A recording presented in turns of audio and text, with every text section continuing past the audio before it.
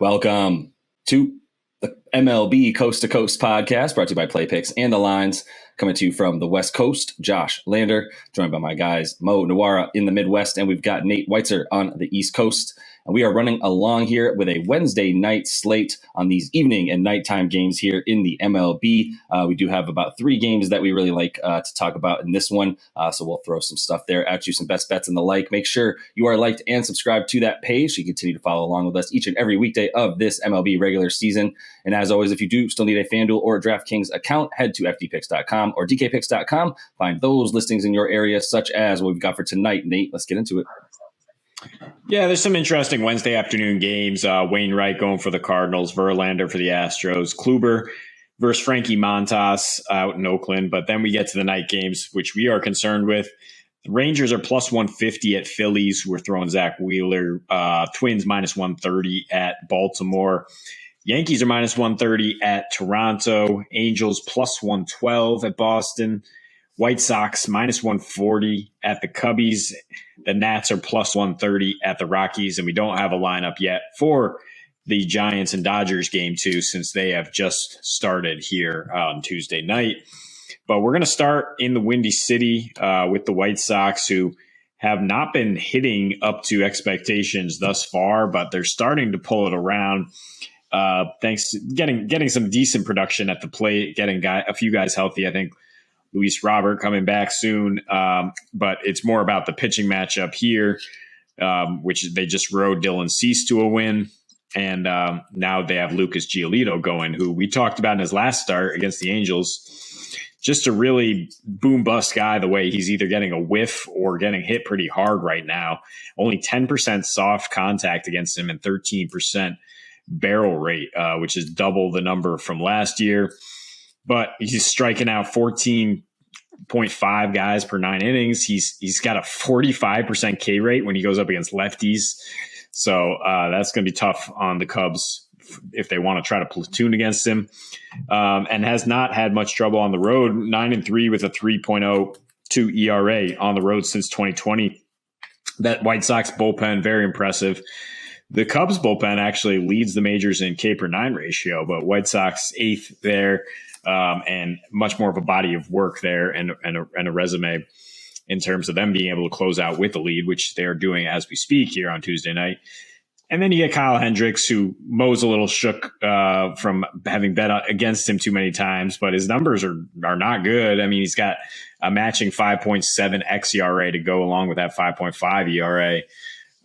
Career low 35% ground ball rate for a guy who's got to pitch to contact when he only throws 87. And he's walking 10% of the batters he's faced this year.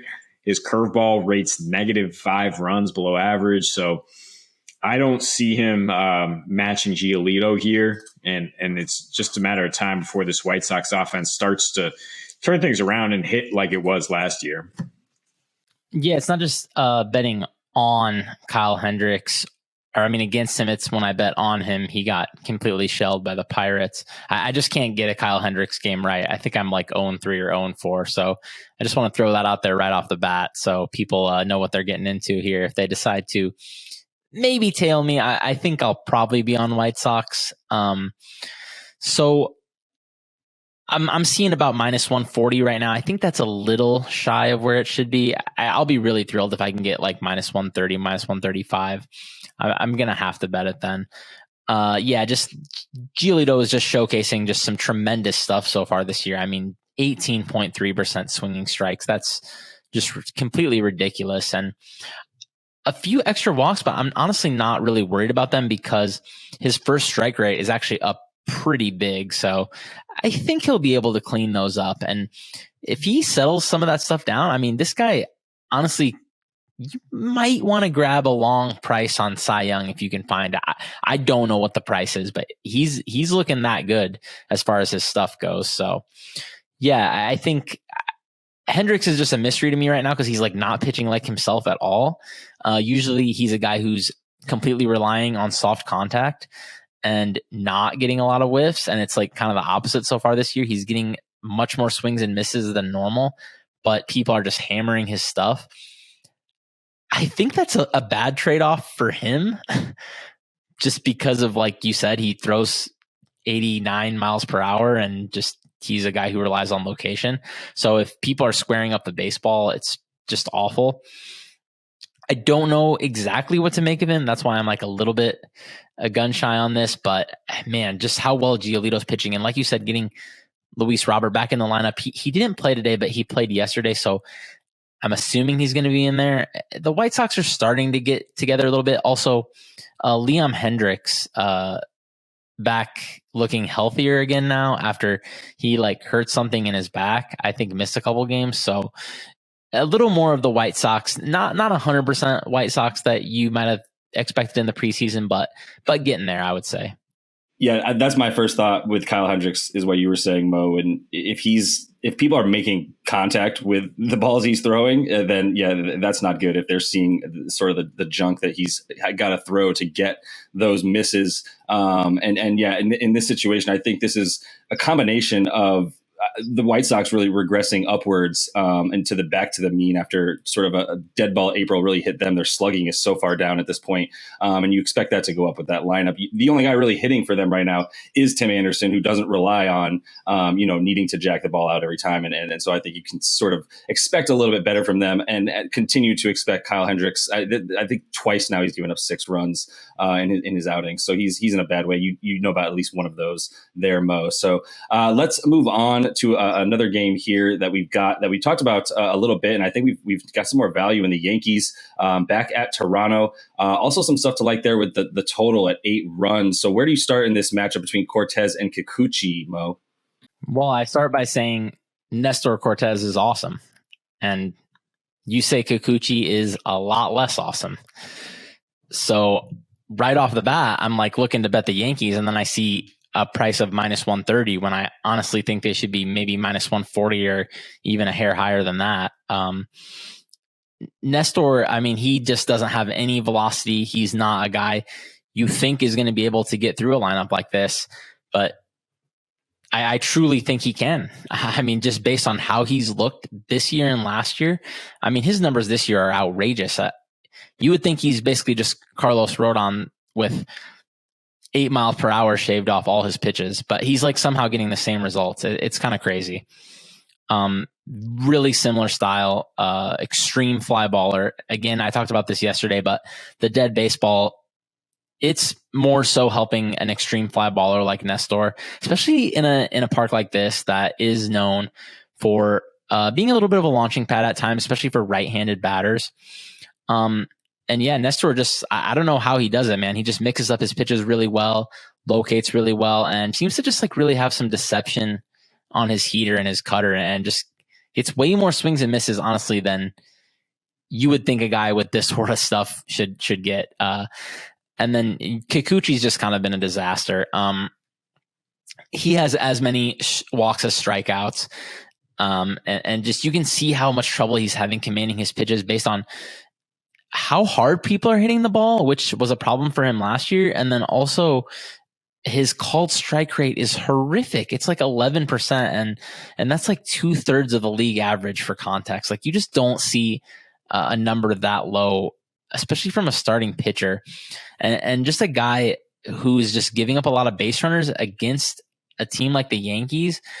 If they get a hold of your mistakes, I mean, 3-run homers are just not going to be a surprising thing in this game. And yeah, I just think the Yankees are underpriced here with a very good pitcher. Even I'm honestly even regressing, what we're seeing from Nestor.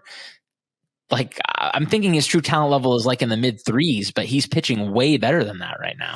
Yeah, he is doing a great job mixing things up and pounding the strike zone. Initially, it looks like 70% first strike rate. And then he breaks off that slider, which is 4 runs above average, which can if you have great movement on that and you're already up in the count, that's how he's been able to get so much weak contact. Cortez, that is, and then he can turn it over to that Yankees bullpen, which is second best in baseball so far. A lot of nasty arms out of that pen, and I do kind of still like the under here, even though the Yanks put up 9 runs today, beating the Blue Jays for their 11th straight. The under has just been exploitable when these two teams play for whatever reason, it's 8-4-1 to the under the last 13 meetings. The reputation that the Blue Jays have for slugging just seems to fade away when they face this particular pitching staff.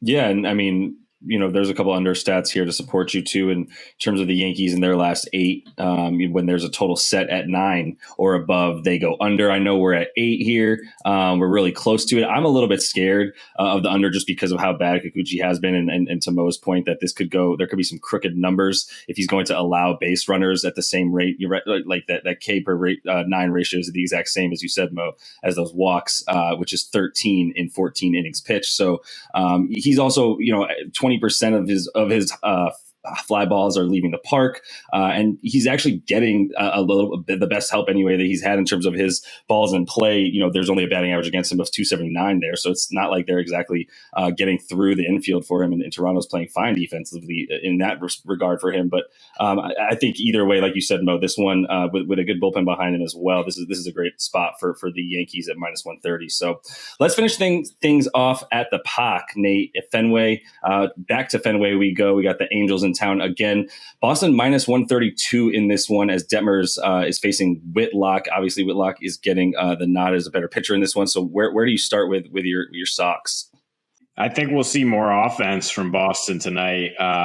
Surprised Michael Wacha was able to tiptoe around trouble yet again. They beat the Angels 4-0, but that's 2 straight shutout losses for the Angels, who are not going to be able to rack up walks against Whitlock, who has just impeccable control.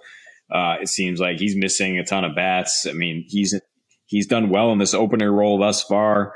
7 scoreless innings in tough matchups at Tampa and Toronto. And Detmers is a lefty that he does not miss bats and has been homer prone in a very limited sample size so far his first 2 seasons here. But if that's your recipe and you're going to Fenway facing a lineup that can mash off that monster, you are in trouble. He gave up 274 average and a 1.9 home run per 9 ratio. 2 righties so far in his career. The home run per 9 is actually even higher against lefties. He has a 359 batting average against in 3 road starts, and he's been walking nearly 5 guys per 9 innings. The Red Sox lineup, just like the White Sox, is going to come around and regress positively towards the mean. Last year, they hit 281 with an 804 OPS at home versus lefties, and they were 44-28 straight up as home favorites. So my regret for not rolling with them last night. I mean, Thor did do what we thought he would do. Went all the way to the 7th inning. It's just somehow Michael Wacha survived against this Angels lineup. But I think in this go around at -130, the Red Sox are a good bet at home. Yeah, I like the Red Sox a little bit too. I actually didn't see a line for this one. Otherwise, I definitely would have circled this one as well. So I'll be interested to see where this one opens when I can get to it, because I'm very interested in betting Whitlock. I'm actually a little bit I'm not super excited to fade Detmers because I think better things are coming from him. He is a good talent. He was a top 50 prospect. He's doing a lot of things right. You can see that in his 3.61 Sierra so far, but he's still struggling to manage contact. A lot of barrels last year, high exit velocity this year. Just probably needs to take his lumps and keep learning, refine his command.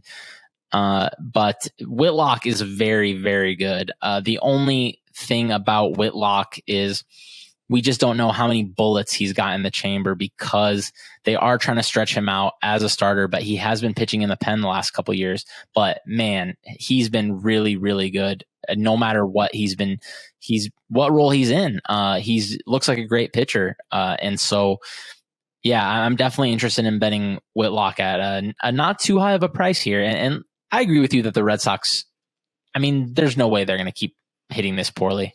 Yeah, and to your point, Mo, he's actually made a few appearances out of the pen as well this season, has Whitlock, and they are trying to stretch him out. But wherever he's pitched in the 20 innings that he's pitched, he's got a .54 ERA. So he's obviously doing something right in those innings as he's, expect him to eat up at least 4 and hope that they can get him to 5 in this one. And then I think, like you said, you feel good about the Boston offense coming back to life at home again. So that is all the time we have for you guys in this one. Make sure you are liked and subscribed to that page. Continue to follow along with us each and every weekday of this MLB regular season.